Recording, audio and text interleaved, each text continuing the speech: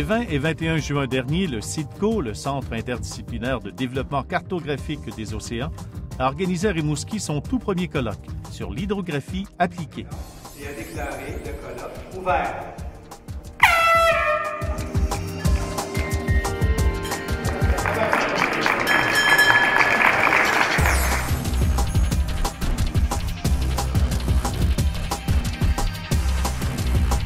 Il y a beaucoup de joueurs importants dans la région et nous, on est dans une expertise très pointue qui est l'hydrographie. On voulait vraiment faire reconnaître et vraiment consolider le réseau pan-québécois dans le domaine. Ce qui est une chose qui n'est pas nécessairement évidente parce que c'est assez éparpillé. Il y a des expertises et des petites entreprises qui travaillent dans le domaine qui sont un peu isolées dans différentes régions du Québec. Et là, on avait l'occasion de pouvoir amener tout ce monde-là ensemble, de faire venir aussi des donneurs d'ordre, dont des gens qui utilisent l'hydrographie. Souvent, ils savent pas où on peut aller. Une centaine de spécialistes et des utilisateurs des produits de l'hydrographie du Québec et d'ailleurs ont répondu à l'invitation des organisateurs. Un horaire chargé les attendait avec pas moins de 18 conférences aussi variées les unes que les autres.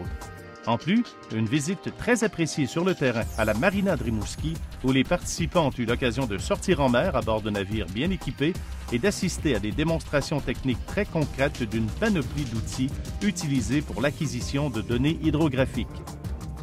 Parmi les invités d'honneur du colloque, le Français Nicolas Zeub, responsable de l'option hydrographie-océanographie de l'École nationale supérieure des techniques avancées de Bretagne.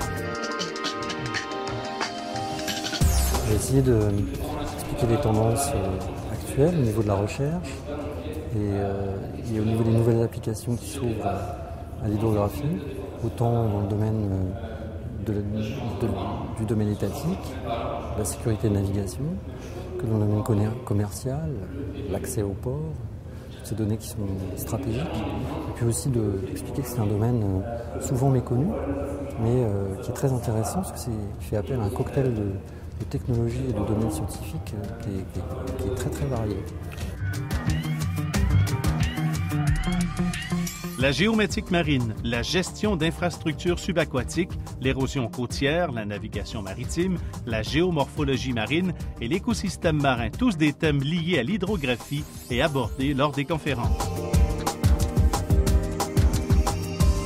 La Journée mondiale de l'hydrographie a été soulignée lors d'un souper où la présidente des armateurs du Saint-Laurent, Carole Campeau, a livré une conférence sur l'avenir de la navigation en Arctique.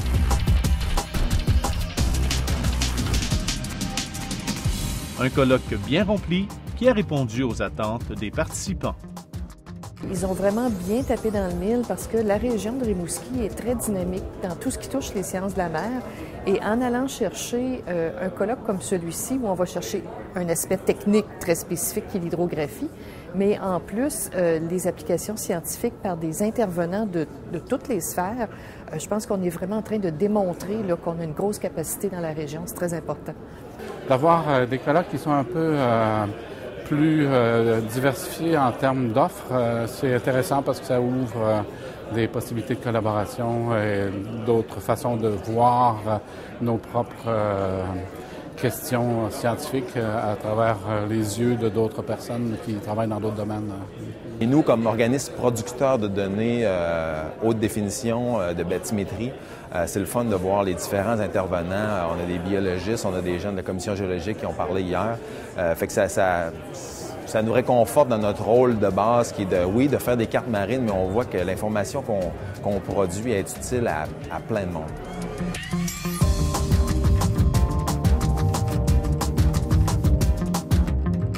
Être capable de collaborer avec les gens du milieu, être capable de voir ce que notre expertise peut apporter, ce que nos produits pourraient devenir en réponse à ces marchés potentiels-là qui sont pas initialement ciblés par notre entreprise, mais qui pourraient être dérivés éventuellement.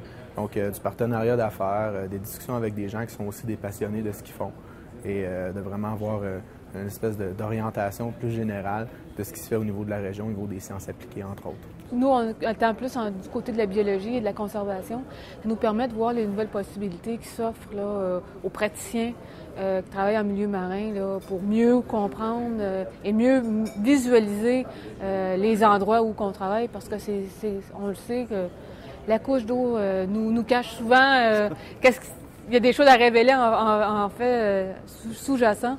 Donc oui, c'est très apprécié de pouvoir participer. Et puis nous, à l'Institut maritime du Québec, on fait beaucoup de simulations. Notre centre de recherche reproduit des incidents de navires. Puis souvent, c'est des données comme ça de la batterie de densité qui nous permettent d'expliquer certains incidents ou encore de reproduire certaines manœuvres que les navires ont effectuées. Ça fait que moi, aujourd'hui, j'étais très heureux de voir ça. Puis c'est des choses qu'on va utiliser. Mais on voit que tous les domaines se dirigent vers le même un peu objectif, même si à la base, on est tous dans des domaines différents. Et ça, je trouve ça toujours très motivant.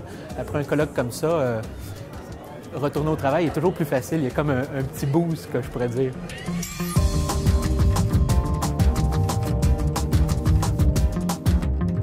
Il y a un potentiel fantastique. Je suis avec ma collègue aussi qui est à Terre-Neuve et qui s'occupe de la pratique des technologies maritimes pour l'ensemble du Canada. Puis elle aussi, elle est très, très impressionnée. On a déjà une stratégie de notre ministère qui vise à aider les entreprises de ce secteur-là à se positionner sur les marchés internationaux. C'est presque certain qu'il va y avoir un retour. Maintenant, est-ce que c'est annuel? Est-ce que c'est biannuel? Est-ce que c'est thématique? C'est ce qu'on va essayer d'avoir de nos intervenants. S'il y a des domaines qui sont un petit peu plus en demande ou pointus, bien, on va peut-être focusser sur ces besoins-là. On va faire une belle analyse et puis avec ce que j'ai vu comme organisation ici, je suis sûr que l'équipe va faire l'analyse correcte et, espérons-le, vont cibler les bons créneaux. Merci beaucoup. Je vous remercie beaucoup.